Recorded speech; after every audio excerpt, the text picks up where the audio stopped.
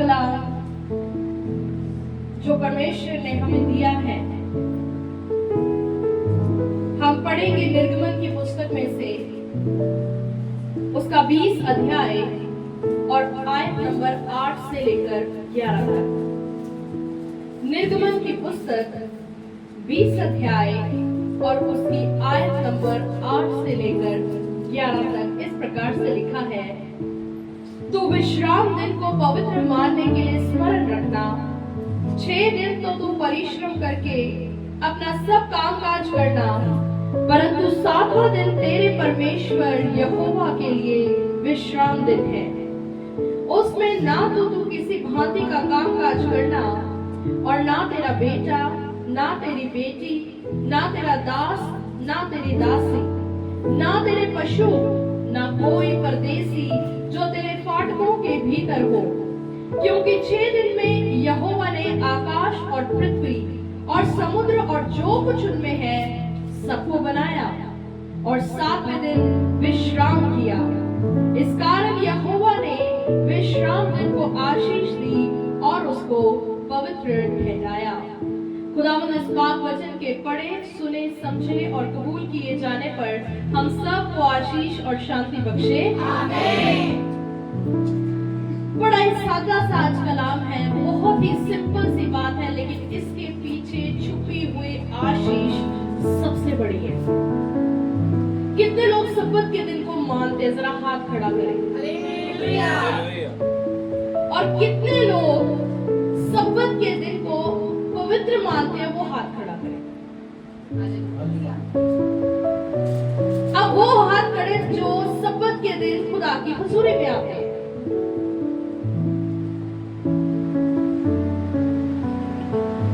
यही आज मैं आपको बताना चाहती हूँ। मेरे कलाम को मानना और कलाम के अनुसार चलना, इसके अंदर जमीन और आसमान का फर्क है।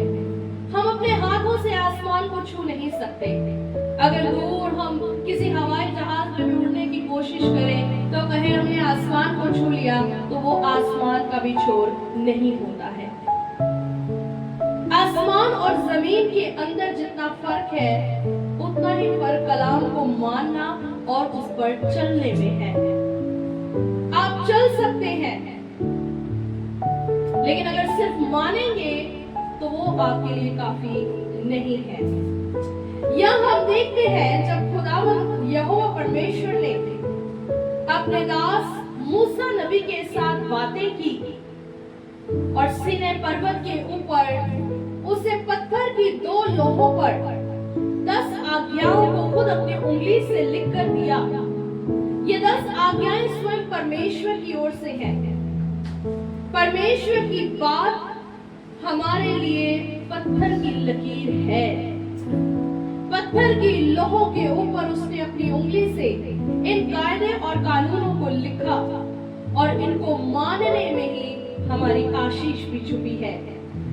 जब हम बाइबल मुकद्दस में निर्गमन की पुस्तक 20 अध्याय और उसकी पहली आयत से पढ़ना शुरू करते हैं, तो एक एक करके हम इन सभी 10 आज्ञाओं को जान लेते हैं।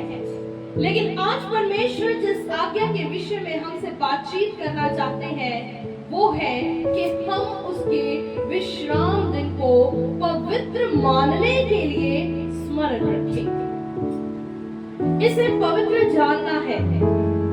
हफ्ते के अंदर 7 दिन मौजूद हैं। कलाम बताता है कि परमेश्वर ने 6 दिन के अंदर आसमान को, जमीन को, समुद्र को और जो कुछ इन तीनों में मौजूद है उस सबको बनाया। जब 6 दिन के अंदर इस सारे कामकाज को परमेश्वर ने कर लिया, यहाँ तक कि मनुष्य की सृष्टि भी उसने कर दी, तो बाइबल बताती है कि परमेश्वर ने एक और दिन बनाया। लेकिन खास बात यह है कि ये 7वां दिन जो था, इसके बीच में परमेश्वर ने कोई काम नहीं किया। जहां परमेश्वर ने पहले दिन, दूसरे दिन, तीसरे, चौथे और करते करते 6ठे दिन तक वो काम करते जा रहा था, वो रुक नहीं रहा था।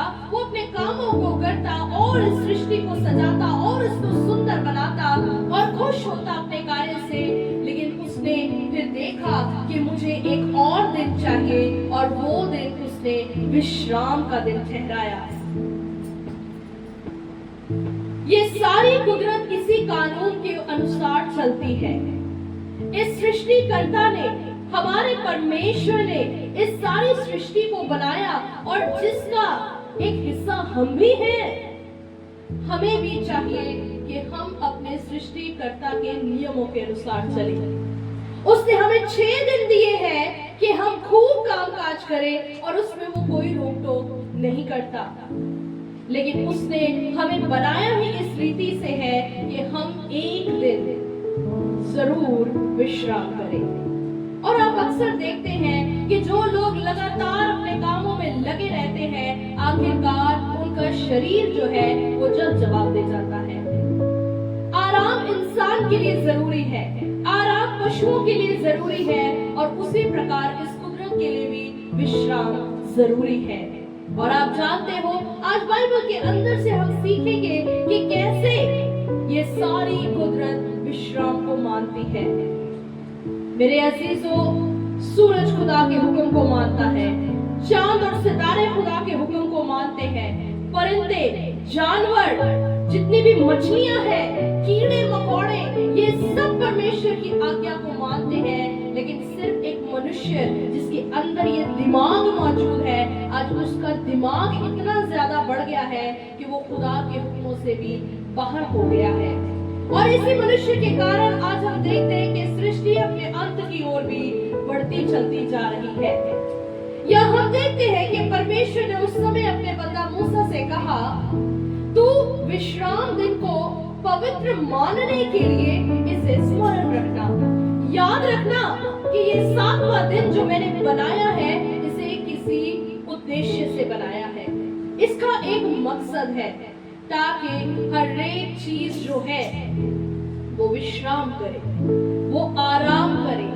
सब्बत का मतलब है रेस्ट करना, पॉज लेना, स्टॉप करना, विश्राम करना, ताकि ताजा दम होकर नया बल पाके आगे काम की शुरुआत की जा सके। ये 7वां दिन इसके विषय में कहते हैं कि इसका नाम ही विश्राम दिन है। प्रभु ने कहा कि 6 दिन तो तू परिश्रम करके अपना सब कामकाज करना, परंतु 7वां दिन तेरे परमेश्वर यहोवा के लिए विश्राम दिन है। 7वां दिन परमेश्वर का दिन है, 7वां दिन परमेश्वर का विश्राम दिन है।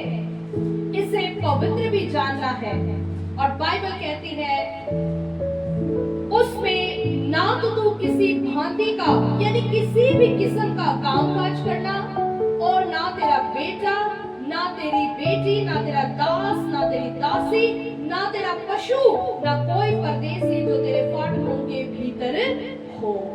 यहाँ परमेश्वर ने पर्टिकुलरली बड़ी डिटेल के साथ इंसान को समझा दिया है कि तूने किस प्रकार से विश्राम करना है।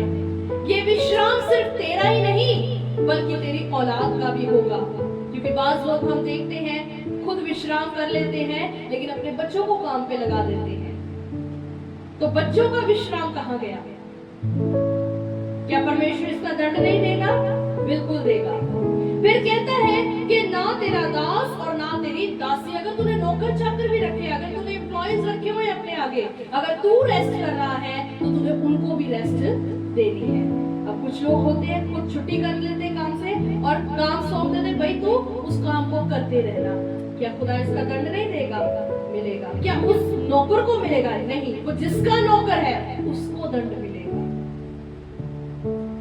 कलाम बड़ा बारीकी के साथ इंसान से बातचीत करता है। फिर आगे प्रभु ने कहा कि तेरे पशु भी, तेरे मवेशी भी, अगर तेरे पास कोई मवेशी है, तूने कोई जानवर रखे हुए हैं अपने पास, जैसे गाय है, बैल है, भेड़ बकरी है, तूने कुछ रखा हुआ है, तो अगर तू विश्राम दिन को मना रहा है तो तूने उनका भी विश्राम दिन मनाना, उनसे कोई काम नहीं करवाना। क्योंकि लोग ऐसे भी हैं दुनिया के अंदर कि खुद विश्राम करते हैं और जानवरों को लगाया होता है काम के बीच में। खुदा किसको दंड देगा? क्या उन जानवरों को देगा जिन्होंने हुक्म को तोड़ा नहीं, उस मनुष्य को जिसने परमेश्वर के हुक्म को आधा सुना। हम कहते हैं पूरी बात को सुनो।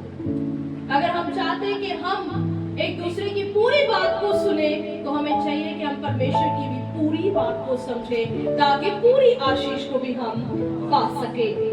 फिर कहता है कि कोई परदेसी जो तेरे फाटकों के भीतर हो। आपका फाटक आपके घर का गेट है। आपके घर के अंदर जो एंटर हो चुका है, कोई आपका गेस्ट हो सकता है, उसको भी कहो कि तेरा विश्राम। आज हमारा विश्राम दिन है और बाइबल कहती है क्योंकि 6 दिन में यहोवा ने आकाश और पृथ्वी और समुद्र और जो कुछ उनमें है सबको बनाया और 7वें दिन विश्राम किया। इस कारण यहोवा ने विश्राम दिन को आशीष दी और उसको पवित्र ठहराया।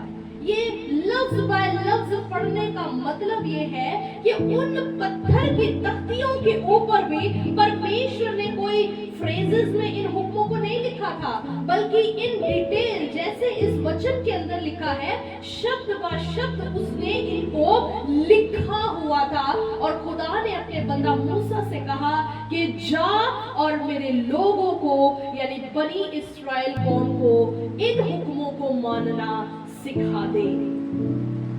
आज देखो विश्राम दिन को माना नहीं जाता, लेकिन आज हम कलाम के बीच में से सीखेंगे कि कैसे परमेश्वर ने इस दिन को ना सिर्फ बनाया बल्कि इसके ऊपर आशीष का मुकुट भी रखा है।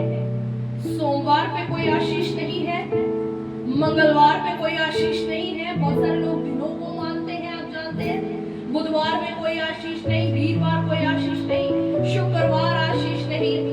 सब्बत का दिन शनिवार का दिन है, वो 7वां दिन है।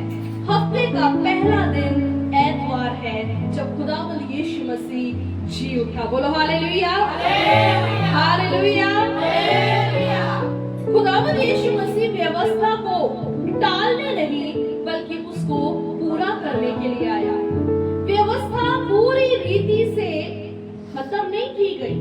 व्यवस्था के अंदर अभी भी बहुत से ऐसे कायदे कानून हैं जिसके बीच में हमने चलना है। बहुत सारे हुक्मों को जो मनुष्य के लिए कठिन थी, वो खुदावंद यीशु मसीह ने पूरे करके उसके बीच में से हटा दिया।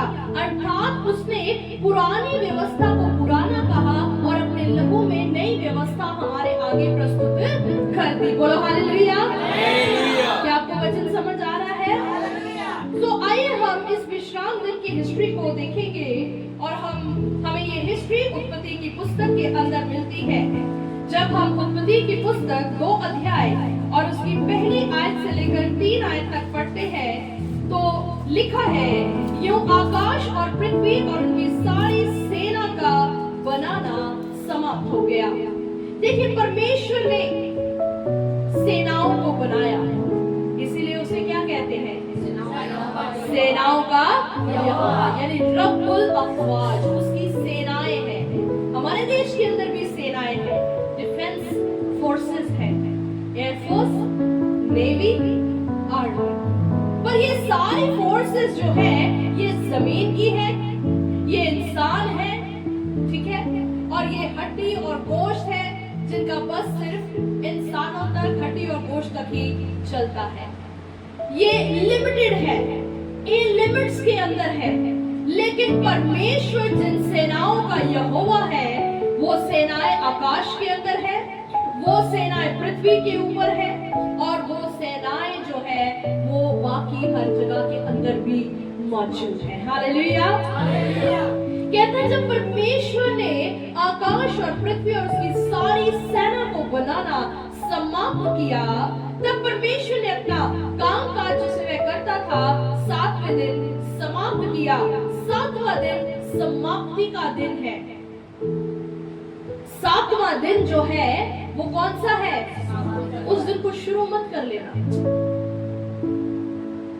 वो विश्राम का दिन है, वो परमेश्वर को डेडिकेटेड है, वो यहोवा का विश्राम दिन है। और कलाम कहता है कि उसने अपने किए हुए सारे काम से 7वें दिन विश्राम किया। कोई बताएगा मनुष्य किसके स्वरूप बनाया गया है? तो अगर जब परमेश्वर ने 7वें दिन विश्राम किया है तो क्या ये मैकेनिज्म हमारे अंदर भी मौजूद है? हमें ये चीजें कहां कहां देखने को मिलती है? क्या कोई स्कूल एतवार को लगता है? फिर हम क्यों 7वें दिन अभी भी अपना बिजनेस खोल के बैठे हैं? कलाम को देखें। कलाम जो है हमसे बातें करता है और परमेश्वर की सच्ची बातों को हमारे सामने प्रस्तुत करता है ताकि हमारे जीवन से हर प्रकार का अंधकार जो है ये समय से ही दूर हो जाए। लिखा है और परमेश्वर ने 7वें दिन को आशीष दी और पवित्र ठहराया। मैं फिर से कहूंगी, और कोई दिन पवित्र नहीं और कोई दिन आशीषित नहीं है, सिर्फ और सिर्फ सब्बत का दिन है जो आशीषित है। और ये आशीष जो है ये आपको दुनिया में और कहीं नहीं बल्कि सिर्फ और सिर्फ खुदा की हुजूरी के बीच में मिलेगी। जहां 2 या 3 उसके नाम से इकट्ठा होंगे वो सब्बत की आशीष को पाने पाएंगे। मेरे अजीजों, परमेश्वर जिस आशीष की यहाँ बात कर रहा है वो है विश्राम की आशीष। तुम्हारी थकी जानों को वो आराम देगा, ऐसा आराम जो दुनिया की कोई मैट्रेस, कोई शानदार बेड, कोई टैबलेट, क्योंकि बहुत सारे लोग मेडिसिन को भी लेते हैं अपनी जानों को आराम देने के लिए। याद रखना, सिर्फ और सिर्फ खुदा की हजूरी में आ जाओ, उसको सजदा करो, उसकी हम्दो सना करो, उसके प्रवचन को सुनो, उसकी हजूरी में बैठो और देखो वो कैसा विश्राम तुम्हारी रूह, तुम्हारी जान और तुम्हारे जिस्म के अंदर देगा। Hallelujah, hallelujah. बाइबल मुकद्दस हमें बताती है जब बनी इस्राएली को मुल्क मिस्र से निकलकर बाहर आए तो एक बहुत बड़े समुद्र को उन्होंने पार किया और उसका क्या नाम था? बड़ी कम आवाज है, क्या नाम था? लाल समुद्र। कौन सा समुद्र? लाल समुद्र। ठीक से नहीं सुना, कौन सा समुद्र? लाल समुद्र। हालेलुया। जब लाल समुद्र को करीबन 30 लाख लोगों ने पैदल ही पार किया तो बाइबल बताती है कि उनके आगे एक बहुत बड़ा और घना जंगल था। अब उस जंगल को पार करना जरूरी था ताकि कनान देश के अंदर जाया जा सके। और वो देश कैसा था? वचन बताता है परमेश्वर ने उसकी ये सिफत अपने लोगों को दी थी कि उसमें दूध और मधु की धारा काफी है। आज हम अमेरिका जाना चाहते हैं, कनाडा जाना चाहते हैं, कोई कहीं जाना चाहता है, कोई कहीं जाना चाहता है, लेकिन बाइबल कहती है कि असल में तुम्हें जहां जाना है उसका नाम क्या है? उसको हम सयून कहते हैं। हालेलुया। अब ये सयून जो है ना, ये एक ऐसी जगह है जो अपने खुदा की वफादार है। खुदा की क्या है? अगर हम खुदा के वफादार नहीं होंगे तो ये जमीन, अगर तुम पहुंच गए, मैं पहुंचने की बात करती हूँ, पहुंचने में भी बहुत सारे दुख है, बहुत सारे सताव है, बहुत सारे पहाड़ों को आपने क्रॉस करना है, बहुत सारे जंगली वाइपर स्नेक्स हैं इसके अंदर जो डस लेते हैं, बहुत सारे कड़वी नदियां हैं जिनको पीने से इंसान मर सकता है। ये खतरनाक जंगल है। मान लो, कह लो फॉर एग्जाम्पल जैसे अमेज़न का जंगल है, वो पार करना, ये है मसीही रास्ता। इस आग में से गुजर कर जाना है और पार हो गए, पहुंच भी गए तो कनान के अंदर पहले युद्ध लड़ना पड़ेगा क्योंकि वहां कोई है जिसको निकालना है। और उसको निकालने के लिए कलाम कहता है खुदा हमारे साथ है। वो पहले से ही कहता है कि मैंने उसे तो तुम्हारे वश में किया हुआ है, तुम बस चलो वहां पर और वहां फाइट करनी है। उन्हें मैंने तुम्हारे हाथ में दे दिया, वो मारे जाएंगे, वो खत्म हो जाएंगे और तुमने उनकी जगहों पर कब्जा करना है। अब सुनना, वो जमीन जो है वो किसकी वफादार है? हालेलुया। वो जमीन जो है जहां दूध और मधु की धारा बहती है वो अपने सृष्टिकर्ता अर्थात परमेश्वर जिसका नाम खुदावंद यीशु मसीह है, उसकी वफादार है। आप जानते हो वफादार होना क्या होता है? क्या डेफिनेशन है वफादार होने की? प्राण भी देना पड़ जाए इसके खिलाफ नहीं होना, इसको कहते हैं वफादार हो जाए। जान देने तक वफादार हो जाए, खुद खत्म हो जाए। तो ये जमीन की सिफत आज आप सुनना, ये मानती इस बात को है कि जो लोग यहां आएंगे, अगर वो मेरे मालिक के वफादार नहीं होंगे तो मैं उनको निकाल दूंगी।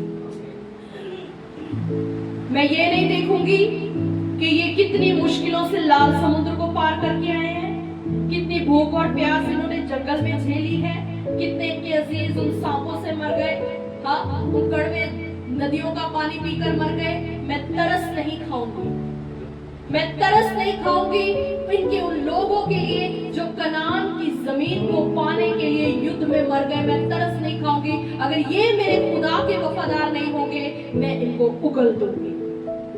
बहुत मुश्किल है कनान के अंदर टिकना। आपने अक्सर सुना होगा फर्स्ट आना मुश्किल नहीं है, लेकिन इस लेगेसी को मेंटेन करके रखना हमेशा के लिए यही टास्क है, यही टास्क है। अब बाइबल मुकद्दस के अंदर हम सीखेंगे, जब ये लोग जंगल के बीच में थे, कौन कौन? हालेलुया। मैं पूछूंगी बीच बीच में ताकि मुझे पता चले कि आप समझ रहे हैं चीजों को। हम पढ़ेंगे निर्गमन की पुस्तक में से उसका 16 अध्याय और उसकी आयत नंबर 26 और फिर उसके बाद 29। निर्गमन की पुस्तक 16 अध्याय और उसकी आयत नंबर 26 और फिर उसके बाद 29। कलाम में लिखा है, 6 दिन तो तुम उसे बटोरा करोगे, परंतु 7वें दिन विश्राम का दिन है, उसमें वह ना मिलेगा। याद रखना, जहां बाइबल ना कहती है वहां ना है। कोई फरिश्ता इसके आगे कुछ नहीं कह सकता, जमीन का राजा कोई कुछ नहीं कह सकता, खुदा का दास भी इसके आगे कुछ नहीं। सब कुछ वचन में बंधा हुआ है, इस बात को याद रखो। जहां कलाम की ना है वहां ना है। कहते 6 दिन तुम उसको बटोरा करना। यहाँ जिस वस्तु के बारे में बात हो रही है वो है आसमान से बरसने वाली फरिश्तों की रोटी, जिसे 40 साल तक बनी इस्राएली लोगों ने खाया। जैसे हर सुबह ओस गिरती है, उसी ओस की तरह वो छोटे छोटे सफेद दाने धनिये के दानों के समान वो इनके तंबुओं के ऊपर मैदान के बीच में जहां इनके कैंप्स होते थे जंगल में, ये गिरा करती थी। और कितने दिन गिरती थी? 6 दिन। ये सारा दिनों का चक्कर है। क्यों आज जिंदगी में इतनी परेशानियां हैं? जिस दिन को मानना था उसको तो माना नहीं, और जिसको नहीं मानना था उसको मानते फिर रहे और गड्ढों में गिरे हुए हो, फंसे हुए हो। खुदा भी सर पकड़ के कह रहा होगा, ये क्या कर रहे हैं? देखो वचन सुनो। कोई सोमवार नहीं, कोई मंगल नहीं, कोई बुध नहीं, कोई वीर नहीं, कोई शुक्र नहीं। सब्बत को पवित्र जानो, उसमें आशीष है। मेरी हजूरी में आओ ताकि तुम्हें विश्राम दूं, ताकि तुम्हारे बंधनों को खोलूं, ताकि मैं उस सारे बोझ को हटाऊं जो 6 दिन अपने ऊपर लिए घूमे हो, और अगले हफ्ते के लिए तुम तैयार हो सको। परमेश्वर ने कहा 6 दिन तक मन्ना तुम्हें मिला करेगा। ये उनको उगाना नहीं पड़ता था। आज हमें काम करना पड़ता है, काम नहीं करेंगे तो सैलरी नहीं आती है।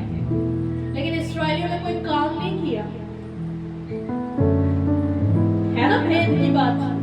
खुदा जानता है कि कैसे तुम्हें खिलाना है, खुदा जानता तुम्हें कैसे पिलाना है, खुदा जानता तुम्हें कैसे पहनाना है। वो तुम्हें सुप्रीम लेवल तक रख सकता है अगर तुम उसके हुक्मों को मानो। कहते जब तू विश्राम मानेगा तेरे बच्चे भी विश्राम मानने चाहिए, वो नहीं जाएंगे। मैं तेरे विश्राम को भी बड़ा क्रॉस लगाऊंगा, जानवर, तेरे नौकर चाकर, और अगर कोई तेरे गेट्स के अंदर भी आ गया है उसको भी कोई काम मत देना। बाइबल मुकद्दस 29 आयत के अंदर हमसे कहती है, देखो यहोवा ने जो तुमको विश्राम का दिन दिया है, इसी कारण वे छठवें दिन को, कौन सा छठवां दिन है? छठवें दिन को ही 2 दिन का भोजन तुम्हें देता है। 2 दिन का भोजन। अब देखो खुदा ना डिसिप्लिन सिखाता है। क्यों? क्योंकि प्रजा बदतमीज थी, प्रजा जो थी गर्दनकश थी, ये टेढ़े लोग थे, जिसको हम कह सकते हैं जंगली लोग थे, इन्हें कोई तौर तरीका नहीं था। तो परमेश्वर ने इनको तौर तरीका सिखाने के लिए, जैसे बर्तनों को हम डिश वॉशर में डालते हैं, कैसे वो मंजते हैं, ऐसे खुदा मांजता है। वो जंगल में डालता है और जंगल में डालकर फिर उनको धोता है अच्छे से, और जब तक वो साफ नहीं हो जाते उनको फिर वहां से निकालता भी, क्योंकि बिना साफ हुए आप कनान की जंग नहीं कर सकते। इस्राएली लोग क्या कहते हैं? हम टिड्डी के समान। वाकई टिड्डी थे, वो अनाकवंशी थे, जो कनान के अंदर इनहैबिटेंट्स थे, जो वहां पर रहते थे, वो दानव लोग थे। कलाम कहता है कि जब भेदिए कनान के मुल्क का फल लेकर आए, और वो कौन सा फल था? क्या फल था? अंगूर का एक गुच्छा लेकर आए, तो कलाम कहता है कि 2 लोगों ने एक डंडे के ऊपर उस एक गुच्छे को ऐसे लटका के वो लेके आ रहे थे। ऑब्वियसली दानव है तो उनका खाना पानी, जो चीजें वहां पर मौजूद है वो भी तो उसी साइज की है कि नहीं? उनके घर भी कैसे होंगे? महलों की तरह। और ये कहां थे? टूटे फूटे घरों के बीच में गुलामों की तरह। ठीक से रोटी नहीं, ठीक से पानी नहीं, कोड़े पड़ रहे हैं, मारें पड़ रही हैं। बड़े ध्यान से आज कलाम को सुनिए। बाइबल मुकद्दस हमें बताती है कि यहोवा परमेश्वर ने छठवें दिन इन लोगों को दुगना भोजन दिया। कितनी क्वांटिटी में दिया? डबल पोर्शन दिया। और परमेश्वर इनको बड़ा खींच के रखता था। खींचना पड़ता है, बच्चों को हम खींच के रखते हैं ना, डिसिप्लिन में लाना था, नहीं तो क्या होगा? क्योंकि उसकी उम्र बढ़ रही है और एक टाइम आएगा वो एडल्ट हो जाएगा, उस टाइम हमारा कोई कंट्रोल उस पर नहीं रहने वाला। और अगर हमने इस वक्त रहते उसको शेप नहीं दी तो वो हमारे लिए एक बहुत बड़ी आफत बन जाएगा। कलाम बताता है सोमवार को मान लो मन्ना बरस रहा है, तो वो परमेश्वर कहता है ये सोमवार तक ही चलाना है। कईयों को आदत होती है अगले दिन तक बचाने की, नहीं थोड़ा सा मैं रख लेता हूँ, मैं थोड़ा सा रख लेती हूँ, कल भी हो जाएगा। और कलाम कहता है कि जो लोग मन्ना को स्टोर करते थे अगले दिन के लिए, जब अगले दिन उठकर अपने बर्तनों में उस मन्ना को देखते थे तो वो सड़ चुका होता था और उसमें कीड़े भी पड़े हुए होते थे। हालेलुया। हम खुदा के साथ चालाकी नहीं मार सकते, खुदा के साथ इंसान कभी चालाकी नहीं मार सकता। जहां वो गड़बड़ी करेगा खुदा उसको डबल वहां पर नीचे गिराएगा। परमेश्वर ने कहा मैं जानता हूं तुम्हें मैंने 7वां दिन दिया है और वो विश्राम का दिन है, इसलिए क्योंकि उस दिन कुछ नहीं करना, मैं छठे दिन ही, क्योंकि मेरे पिछले 5 डेज के अंदर मैं 1 डे का आपको राशन देता हूँ, लेकिन आपको 6th डे मैं 2 डेज का राशन दूंगा। वो आप 6th डे भी खाना, आप 7th डे भी खाना। इन 5 दिनों के अंदर जो खाना बचा हुआ अगले दिन होता था, याद रखना वो सड़ता था, उसमें कीड़े पड़ते थे, लेकिन 6th डे का भोजन जो होता था अगले दिन भी वो फ्रेश होता था, उसमें कोई कीड़े नहीं होते थे और उसके अंदर कोई भी सड़न नहीं होती थी। बोलो हालेलुया। ये सब परमेश्वर की प्रेजेंस का कमाल है। अगर आप उसकी प्रेजेंस में रहोगे, अगर आप उसके हुक्मों में चलोगे, तो आप परमेश्वर के अद्भुत कामों को होते हुए देखोगे। वो अपने आप आपके लिए सब कुछ करेगा। इन करीबन 30 लाख लोगों के लिए कहां कैंपिंग करनी है, कहां रुकना है, परमेश्वर खुद वाचा के संदूक में होकर उस बादल के खंभे में, आग के खंभे में होकर उनके आगे आगे चला करता था, तो फिर आपके लिए वो क्यों नहीं करेगा? आप तो उसके इकलौते बेटे पर विश्वास करते हो, आपने उसको ग्रहण किया हुआ है, आप क्यों कम विश्वास हो गए? क्यों 7वां दिन काम कर रहे हो? खुदा पिछले 6 दिनों की मेहनत भी खराब करेगा। ये खुदा का वचन है।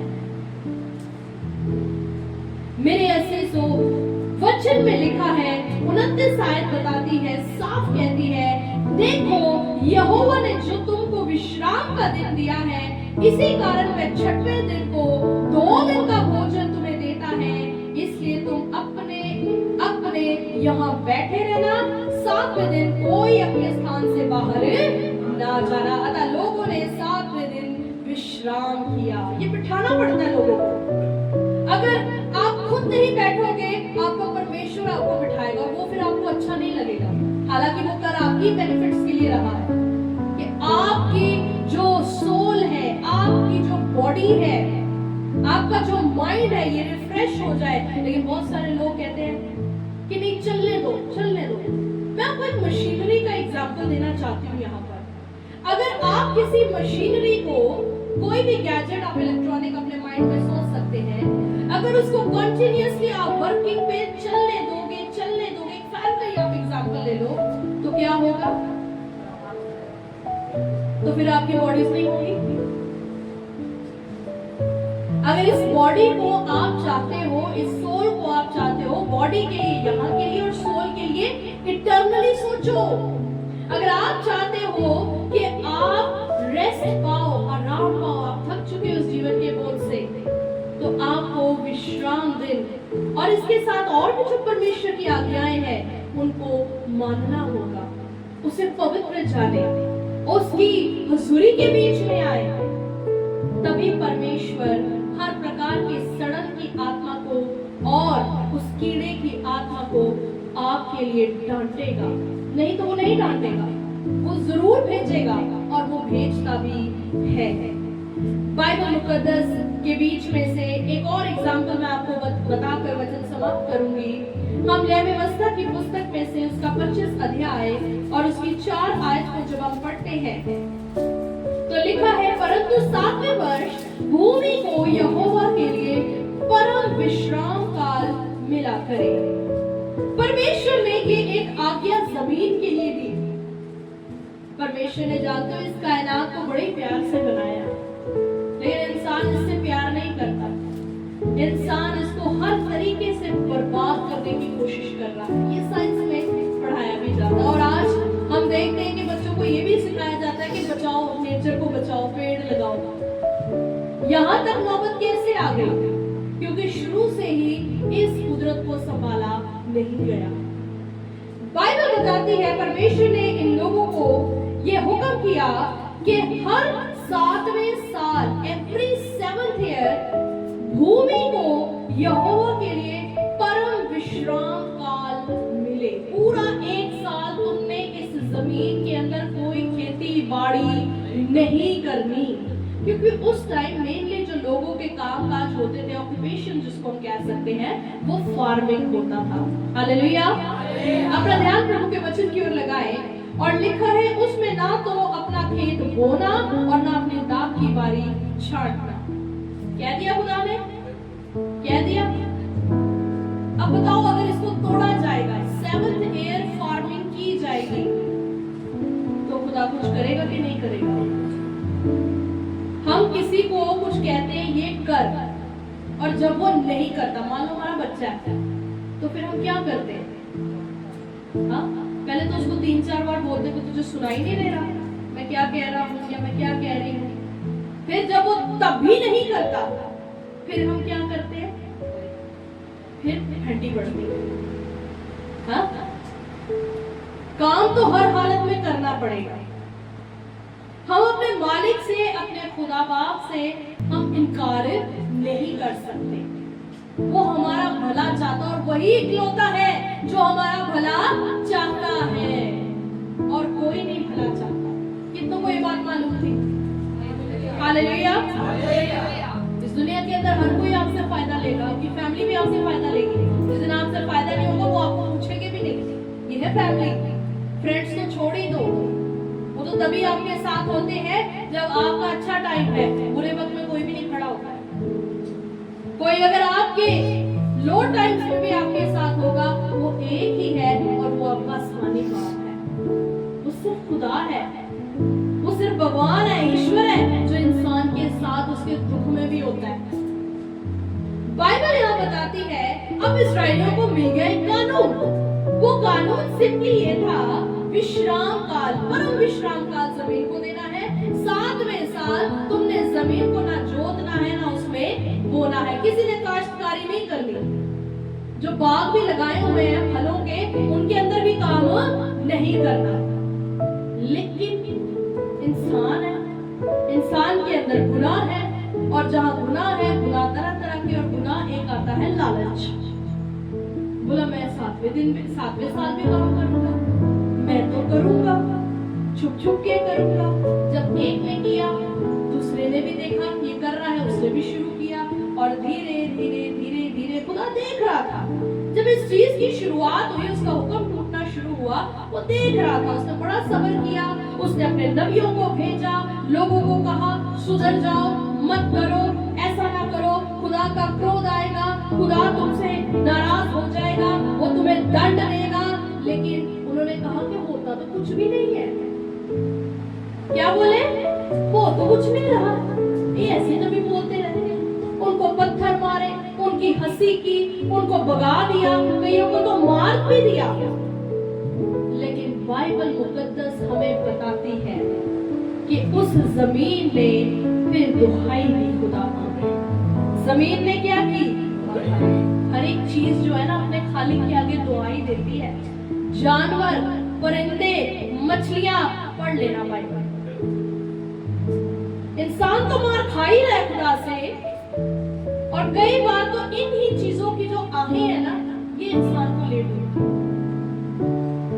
ना खुद विश्राम कर रहा है, ना ही इस कुदरत को भी विश्राम करने, खुद भी मर रहा है, इसको भी मार रहा है। अब ये क्या कर रही है? दुहाई दे रही है। उस जमीन ने, उस भूमि ने जब परमेश्वर को दुहाई दी, तो कलाम कहता है, सबसे पहले मुझे बताओ आज्ञाएं कितनी थी उस तख्ती के ऊपर, और हफ्ते में दिन कितने थे?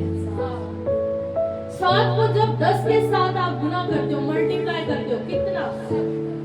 70 हो गया, 70 हो गया। तो खुदा ने 70 दिन की सजा नहीं दी, 70 हफ्तों की सजा नहीं दी, 70 महीने भी नहीं, बल्कि खुदा ने कितने दे दिए? 70 साल की सजा। सारे के सारे जितने इस्राएल के अंदर थे, यहाँ तक कि खुदा ने यरूशलेम को भी नहीं छोड़ा, जो उसकी पवित्र नगरी थी।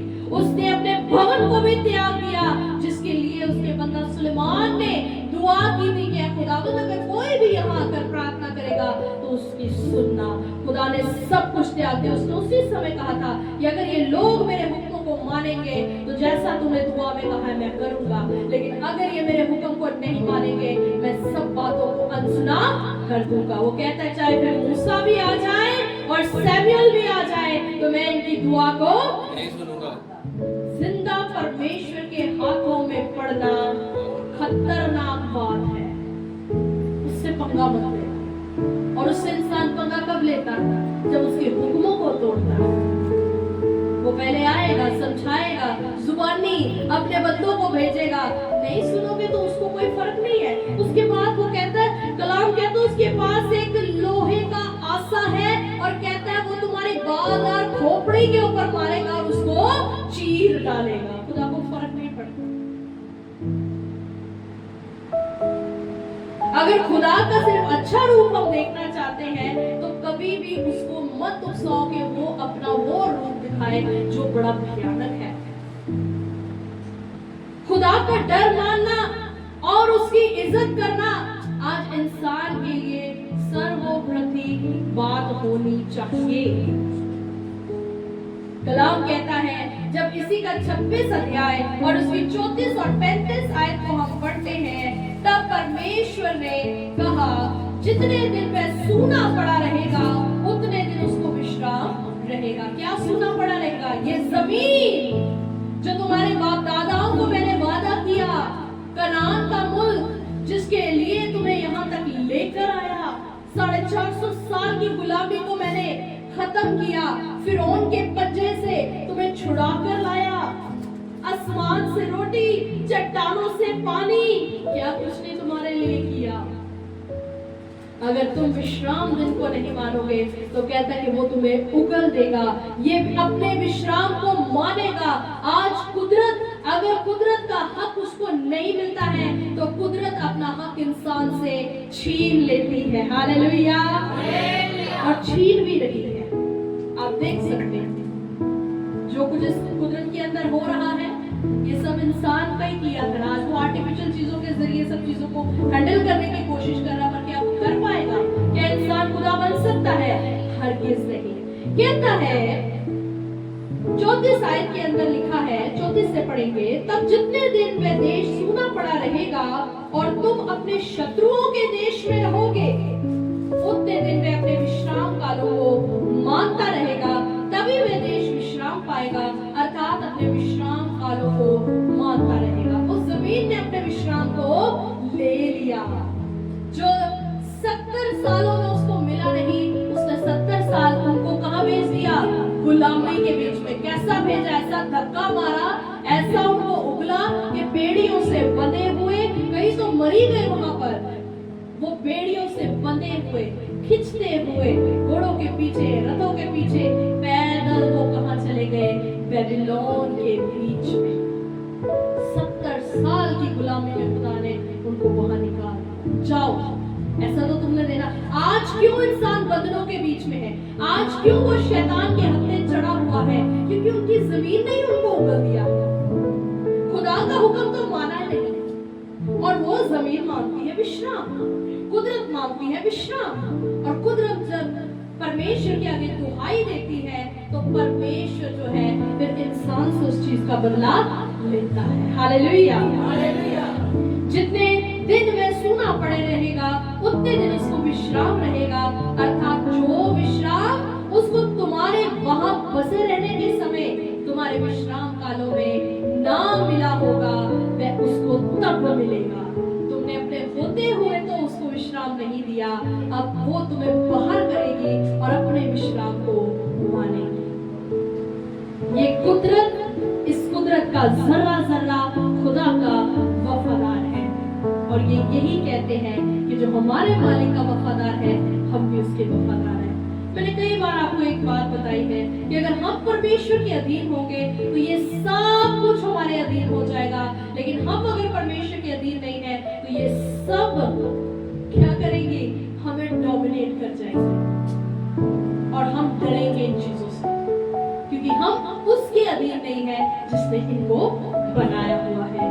आप जानते हैं जब परमेश्वर ने 70 सालों के बाद इन लोगों की दुआओं को सुना, वो काल खत्म हो गया जब जमीन ने मजे से आराम किया, कोई जोतता नहीं, कोई बोला नहीं, उसने आराम किया। आखिर उसको भी तकलीफ है ना, उसके अंदर जोता जा रहा है, बोया जा रहा है, वो अपने अंदर से आपको फलों को, चीजों को निकाल निकाल के दे रही है, और आप उससे लगातार काम कराओगे तो फिर वो अपना बदला तो लेगी।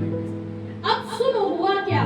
जब परमेश्वर ने 70 सालों के बाद इन लोगों को वापस लाया, और आप जानते हैं कि उस समय नहेमिया ने यरूशलेम को दोबारा बनाना शुरू किया, तब वहां पर एक याजक था।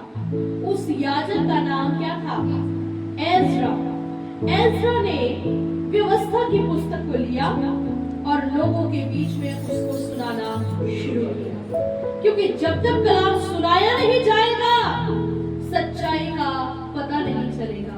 जब लोगों ने उस कलाम को सुना, बाइबल बताती इतनी तेज बारिश हो रही थी, तो भी लोग उसको सुनते रहे, और जब कलाम को सुना तो वो चिल्ला उठे, उन्होंने अपने कपड़ों को फाड़ दिया, उन्होंने वहां पर रोना शुरू कर दिया कि हमसे कितना बड़ा गुनाह हुआ था।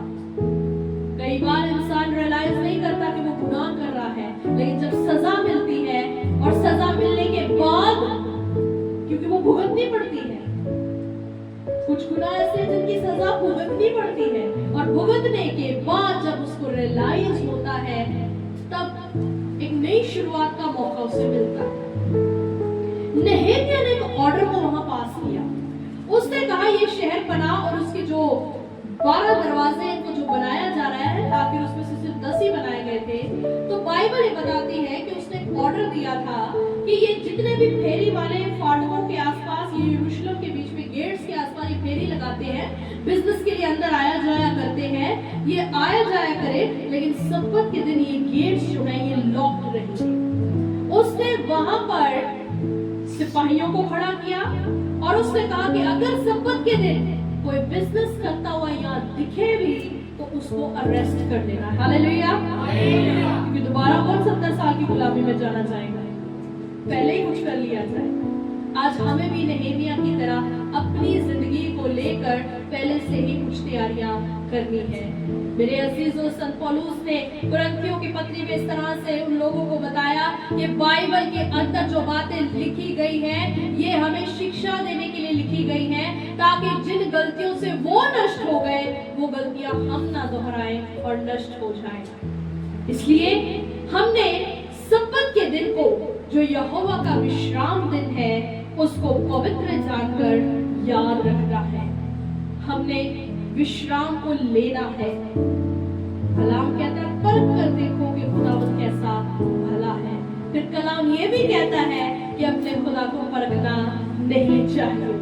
इसलिए हम खुदा के हुक्मों को माने, ताकि परमेश्वर के हाथ को अद्भुत रीति से अपने काम, अपनी जिंदगियों के बीच में होता हुआ देख सके। खुदावंद आज के कलाम के वसीला आप सबको बड़ी आशीष दे। आमीन।